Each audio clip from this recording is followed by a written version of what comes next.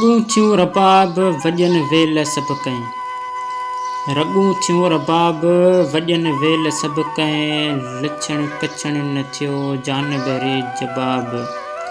सोई सिंधी दम सुकड़ी कयसि जंहिं कबाब। सोई ऐन अज़ाब सोई राहत रूह जी। बिस्मिल्लाहिर्रहमानिर्रहीम। अस्सलामु अलैकुम। द हिस्ट्री ऑफ सिंध में मां आहियां तव्हांजो पंहिंजो तामीर हुसैन। माई भाॻी पाकिस्तान सिंध जी हिकु नाले वारी लोक गुलकार हुई। माई भाॻीअ जी पैदाइश 1920 ईस्वी थर में मिठीअ में थी ऐं ॿिए हंधि लिखियलु आहे त माई भाॻीअ जो जनमु ॾेपले में थियो। माई भाॻीअ जो असुलु नालो भाॻ भरी यानी भाॻन भरी हो। माई भाॻी सिंधी ऐं मारवाड़ी लोक गीतनि जी कोयल तौरु मशहूरु फ़नकारा जो जनमु वयल फ़कील ऐं माई खतीजा उर्फ़ कसी बाईअ जे घर में थियो। माई भाॻी मङणार ज़ात सां तेलुक रखंदी हुई। पंहिंजे माउ सां गॾु 12 उमिरि में ई ढाटकी मारवाड़ी ऐं सिंधी लोक गीत ऐं सेरा ॻाइणु शुरू कयाईं।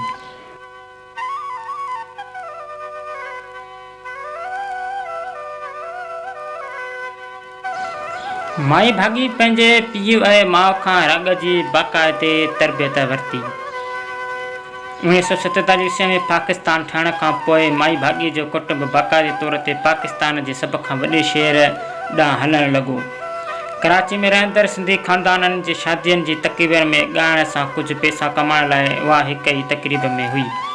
उन में रेडियो पाकिस्तान सां वापसि हिकु प्रोड्यूसर खेसि रेडियो पाकिस्तान ते ॻाइण लाइ चयो ऐं खेसि कुझु गाना रिकॉर्ड कराए उन्हनि खे स्टूडियो में पेश कयो वियो।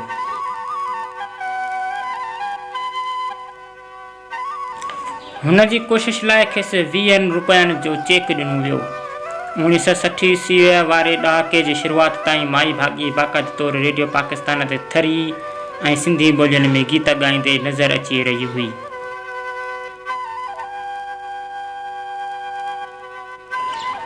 पर उन जे बावजूद बि थर पार्क जे ॾूरां हिकु नंढड़े ॻोठ में रहंदी हुई। माई भाॻीअ जो हिकु गानो खणी नीम के नीचे ॾाढो मशहूरु थियो। उन गाने ते उहो यकीन कयो वियो त उहो हिकु ॾिठे औरत सूफ़ी बुज़ुर्ग लिखियो आहे जेको हिकु सदीअ अॻु खां वधीक थर में हलंदो हो। बहरहाल इहो गानो पहिरियों भेरो पाकिस्तान जे मर्कज़ी दायरा में आंदो वियो जॾहिं उहो माई भाॻीअ पारां 1960 ईस्वीअ जी शुरूआति में रेडियो पाकिस्तान ते ॻायो वियो।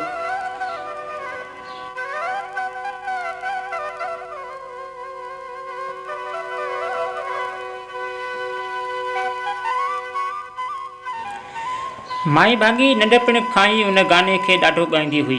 1960 ईस्वीअ में रेडियो पाकिस्तान ते इहो गानो कुझु ख़ासि मशहूरु न थियो, पर जॾहिं 1970 ईस्वीअ में PTV चैनल ते इहो गानो ॻायो वियो त उहो गानो हिकु क़ौमी मर्कज़ी वहिकिरो बणिजी वियो ऐं माई भाॻीअ खे सिंधी थरी लोक गुलकार स्टार में बदिलाए छॾियो।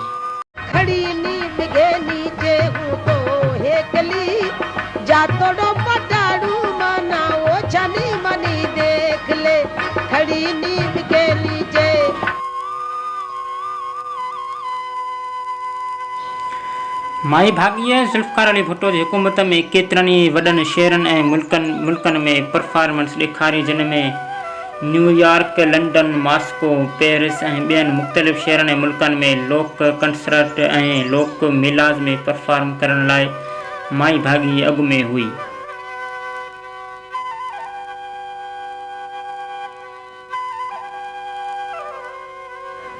जॾहिं त हिन 1970 ईस्वीअ जे ॾहाके में वॾी क़ौमी सुञाणप हासिलु कई हुई। 1986 ईस्वीअ में 66 सालनि जी उमिरि में पंहिंजे मरण ताईं महफ़िल ऐं PTV ते गीत पेश कंदी रही।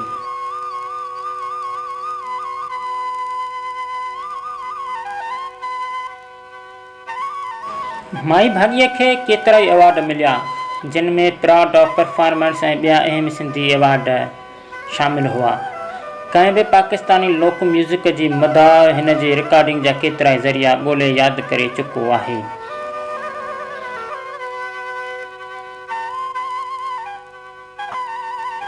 म्यूज़िक पाण लाइ ॻाल्हाईंदो आहे ऐं हिन जे गैर मौजूदगीअ बावजूदु ज़िंदा रहंदो आहे।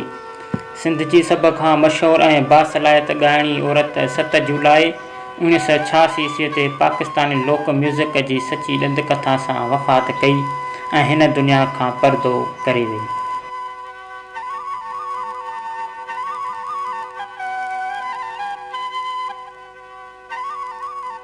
इंशाअल्लाह असांखे उमेद आहे त तव्हां सॼणनि खे हीउ वीडियो ज़रूरु पसंदि आयो हूंदो। सो हिन चैनल खे लाज़मी सब्सक्राइब करियो ऐं बेल जे निशान खे आल ते सेट करे छॾियो ऐं असांजे हौसला अफ़ज़ाई जे लाइ हिन वीडियो खे बि लाइक करियो। त मिलंदासीं हिकु नई वीडियो में, तेसीं ताईं असांखे ॾींदा इजाज़त। अल्लाह हाफ़िज़।